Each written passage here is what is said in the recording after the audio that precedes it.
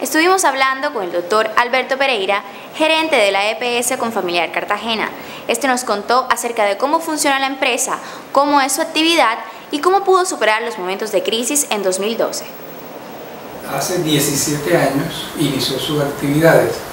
Estos programas tienen la misión de atender, de garantizar la prestación de los servicios de salud a la población más pobre y vulnerable del país. Como nosotros somos una caja, nos tenemos que circunscribir al departamento de Bolívar. Hace 17 años iniciamos en el distrito de Cartagena, hemos ido creciendo y hoy ya estamos haciendo presencia en 18 municipios del departamento. En sus inicios, Confamiliar Cartagena EPS, que antes se llamaba ARS, por la Administración del Régimen Subsidiado, inició con 12.500 afiliados. En estos momentos tenemos más de 230.000 afiliados. El doctor Pereira nos contó en qué sectores se mueve la empresa. El sector salud está compuesto por el régimen subsidiado y el régimen contributivo.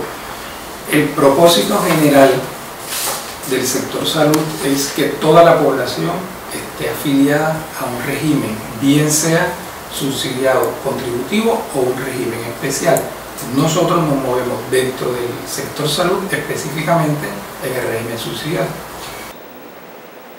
Para colocarnos en contexto, se observa un comportamiento correcto en el manejo de la entidad en la nota técnica del 2011.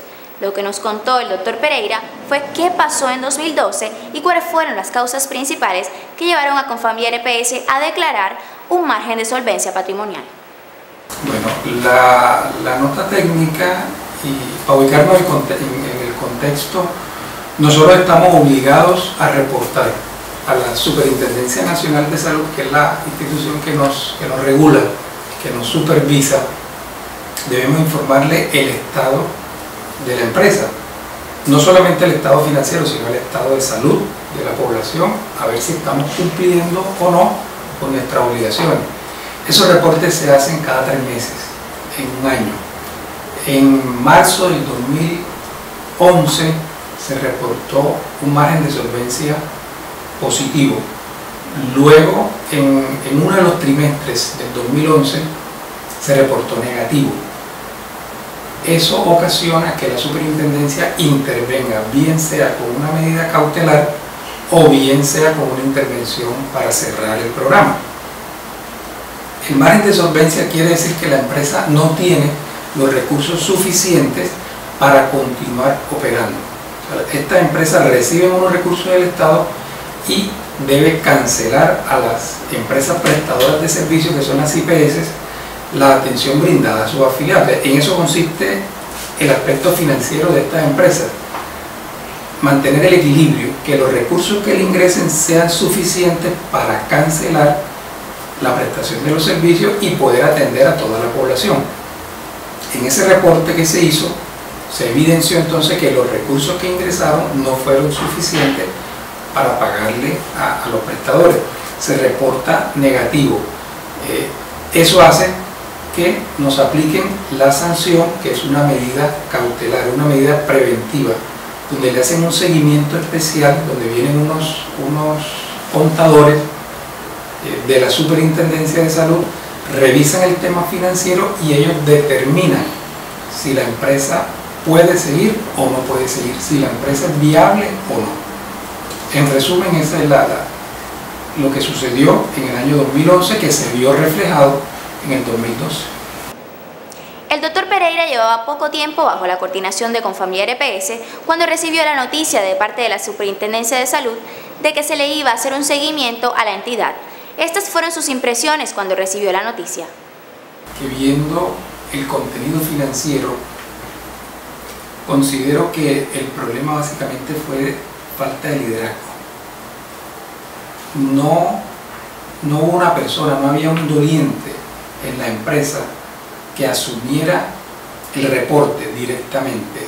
El reporte fue dejado en manos de unos asistentes, unos auxiliares, y no lo intervinieron, porque más adelante se prueba que la empresa no tenía margen de solvencia negativo. Con unos registros que se hicieron nuevamente, se pudo comprobar y se les demostró a la Supersalud que la empresa no estaba en peligro, no tenía la viabilidad comprometida, la viabilidad financiera. Sin embargo, se reporta negativo.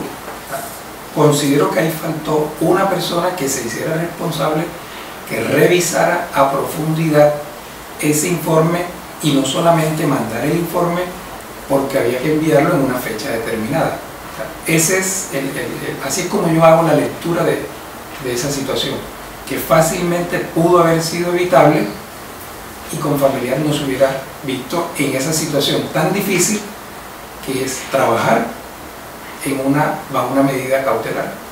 Okay. Ante la obvia incomodidad, el doctor nos contó cuáles han sido los derroteros para superar la crisis. Tener una medida de seguimiento especial significa tener una persona trabajando a las espaldas de uno. Y había que atender el trabajo diario de la EPS, que es bastante complejo. Además, había que atender todas las solicitudes y los requerimientos que estas personas nos estaban haciendo, presentando, sobre todo en un tiempo mínimo, porque la amenaza era: se responde, se arregla o se cierra la EPS. Teníamos un tiempo estimado de 3 meses iniciales que se podían prorrogar hasta 9 meses. En ese tiempo nosotros teníamos que demostrar que la empresa era viable y además seguir con la operación. Y con unas limitantes era que durante la medida no podíamos crecer en afiliados, no podíamos hacer nuevas contrataciones y no podíamos hacer actividades para promocionar la empresa. O sea, es un ambiente muy complejo, pero lo que nosotros nos hicimos la propuesta para sacarla adelante, la basamos más que todo en la confianza. En esos momentos se pierde la confianza, entonces lo que hay es que restablecer la confianza en los trabajadores de la línea de frente, en los que están con los clientes. Los clientes son nuestros afiliados, las entidades territoriales. Había que transmitirle confianza a nuestros afiliados y decirle que la empresa sí es viable y que la empresa iba a salir adelante.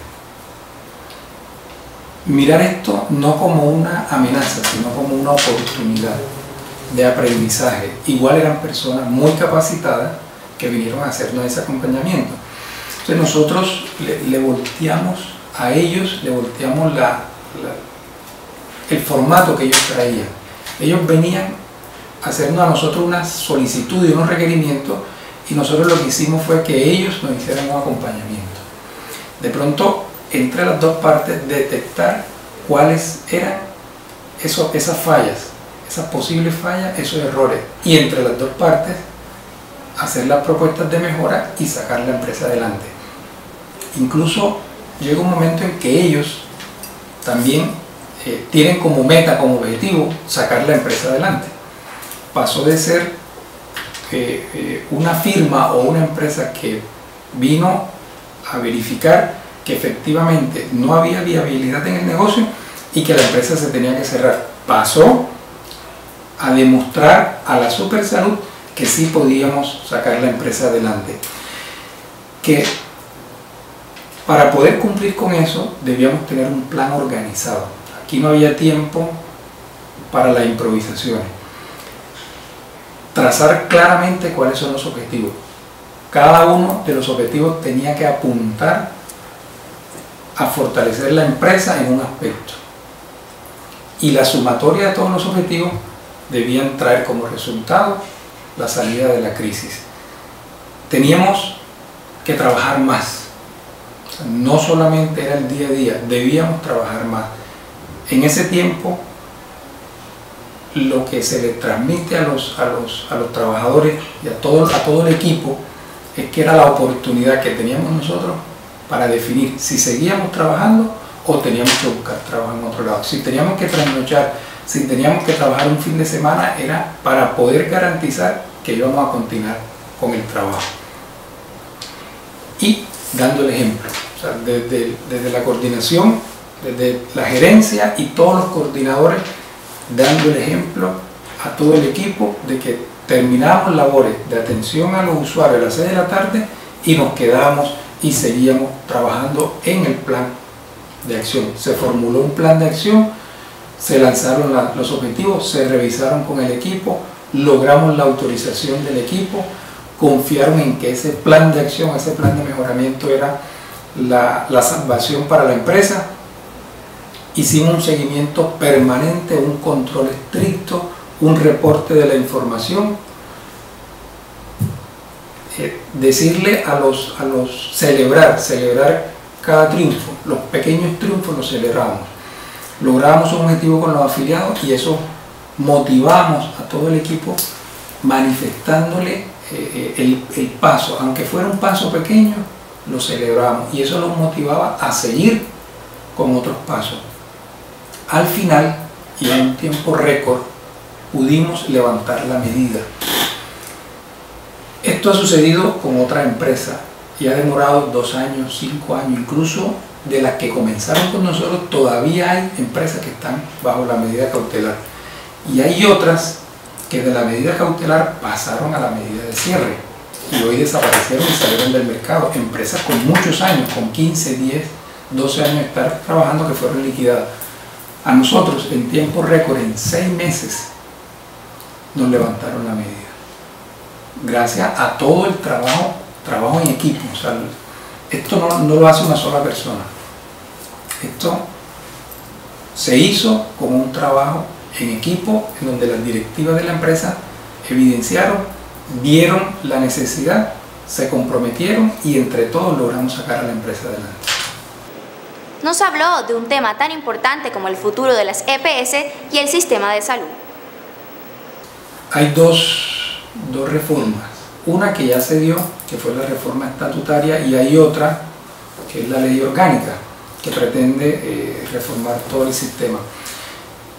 En la primera, el impulsor de la norma, que fue el mismo gobierno a través de su ministro, ha querido resaltar el hecho de darle a la salud que sea un derecho fundamental. Por eso ya estaba en la Constitución, el avance fue poco. La otra reforma está en proceso de aprobación, de análisis, ya a la fecha pasó por una Cámara del Congreso, siguen los otros trámites. Lo que se hizo con la reforma, con la estatutaria, define las líneas gruesas de cómo va a ser el sistema. Ejemplo, allí dice que la salud es un derecho fundamental y está por encima de los demás derechos, que debe ser atendido, la persona debe ser atendida lo que ella necesite. Pero ahí vienen los condicionantes. El primer condicionante que le ponen es siempre y cuando se garantice la sostenibilidad fiscal. Eso se traduce en que te vamos a atender, pero si la plata no alcanza. Si la plata no alcanza, no te puedo atender y se muere la persona. O sea, desvirtúan el derecho fundamental y la atención total a los condicionantes que le ponen a la misma norma. Establecen que garanticen el flujo de los recursos. El principal, o uno de los principales problemas de la salud es el flujo de los recursos. Los recursos vienen del gobierno, llegan a estas empresas, que son las EPS, y de aquí se dispersan a las clínicas y hospitales para que puedan atender a los pacientes. Pero si no salen del gobierno, que es la fuente primaria, nunca van a llegar hasta el final. El gobierno se ha dedicado a hacerle creer a los demás actores que son las EPS las que tienen los recursos y que no les pagan a las IPS. Las IPS están cobrándole a las EPS, pero si es el gobierno que no paga, ahora aquellas EPS que hayan recibido los recursos del gobierno y no le paguen a las IPS tienen toda la razón y las deberían investigar y las deberían sancionar. pero si el gobierno no cumple, es muy difícil que esos recursos lleguen hasta el usuario. Esta ley establece que los recursos deben fluir. Eso está en el sistema. Desde el inicio está. O sea, el problema no es de leyes, el problema no es de implementar o de crear o de modificar una ley con una nueva ley. El problema es de aplicar lo que ya está establecido.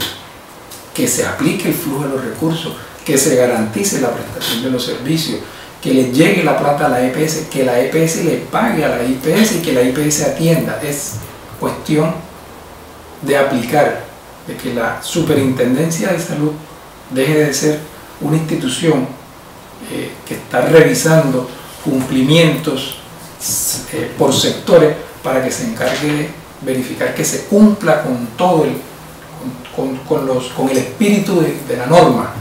Esa es la propuesta. Entonces, en resumen, nosotros vemos, por ejemplo, aspectos como los determinantes de la salud. La salud no solamente se resuelve con la consulta médica, con la entrega de los medicamentos o con la hospitalización. Muchas veces ese niño que es atendido regresa a su sitio donde vive, a su residencia, y va a encontrar todos los factores que le ocasionaron el enfermar. Están allí. O sea, no hay tratamiento de aguas residuales, no hay alcantarilla. Él va a volver a enfermar y otra vez va a necesitar. Entonces, la salud tiene que verse como un todo. Los determinantes están considerados en esta reforma. Esperemos que los cumplan. Lo que estamos dentro del sistema y vemos el sistema de adentro, lo sufrimos y lo padecemos, lo que clamamos es que se cumpla lo que está normado, más que nuevas normas y nuevas leyes. También nos contó cuál fue el resultado de la Superintendencia de Salud, cómo resultó la EPS después de esta medida de seguimiento y cómo fue que pudieron alcanzar los primeros lugares en el ranking de las EPS. Bueno, la medida cautelar fue notificada a Confamiliar en el mes de marzo del 2012. En el mes de abril iniciamos los trabajos del plan de acción que ya comentamos, y en el mes de septiembre nos notifican a nosotros que los resultados que nosotros estuvimos enviando en los indicadores de gestión, en ese gran tablero de control que nosotros organizamos, en donde reportábamos mensualmente los avances, al final estuvimos cercanos al 95% del plan de mejoramiento. En ese momento pues nos notifican que nos levantan la medida y que podemos operar y que podemos funcionar normalmente. Como les dije también al principio, que no lo vimos como una amenaza, sino como una oportunidad para poder mejorar la gestión. Nosotros continuamos trabajando con el ritmo como si estuviéramos en una medida cautelar. Seguimos con el plan de mejoramiento, seguimos revisando mes a mes todas las variables para que ese informe financiero que nosotros enviamos en la circular única, que ese margen de solvencia no saliera negativo nuevamente. Esa era la principal meta. Ya levantada la medida, pudimos afiliar nuevamente, crecer, porque no hayamos podido crecer, informarle a todos los medios y a los demás actores del sistema que gracias a la gestión realizada con Confamiliar en un tiempo récord pudo superar la medida, y que en este momento, a partir de ese momento, estábamos nosotros nuevamente habilitados para prestarle un mejor servicio, que estábamos fortalecidos. Seguimos trabajando, nuestros afiliados creyeron en la empresa, vieron los resultados que se estaban dando, se mejoraron las sedes, se mejoró la infraestructura, se mejoraron las comunicaciones, la auditoría mejoró, mejoramos las ligas de usuarios, que es una de las fortalezas que tiene Confamiliar, trabajar mancomunadamente con las ligas, prestarle atención, resolver los problemas, las dudas, las inquietudes, satisfacer sus necesidades, y eso nos llevó a que en el mes de octubre, noviembre y diciembre el Ministerio de Salud y Protección Social hiciera una evaluación, una percepción a todos los afiliados que a la postre al final son quienes son los más calificados para poder decir si una EPS está funcionando bien o no. Ellos nos calificaron a nosotros como una de las mejores EPS del país, y esa publicación la realizó el Ministerio de Salud en el mes de marzo de este año, 2013. Quedamos en el segundo puesto a nivel nacional, como la segunda mejor EPS del país. Un año antes estábamos en una medida de cierre, prácticamente, porque después de una medida de intervención de seguimiento especial, si no se supera, lo que sigue un cierre, bien sea para administrar o para liquidar. Y nosotros salimos de esa medida, continuamos trabajando como si estuviéramos bajo la medida, pudimos mejorar nuestros indicadores de gestión, y eso lógicamente hace que la satisfacción de nuestros afiliados y de nuestros usuarios aumente, y de ahí se dio que la calificación fue la segunda mejor a nivel nacional. Confamiliar EPS pudo superar la crisis vivida en 2012 gracias al trabajo arduo de sus empleados y de su coordinación. Eso fue todo lo que nos dijo el Dr. Pereira, gerente de Confamiliar EPS Cartagena.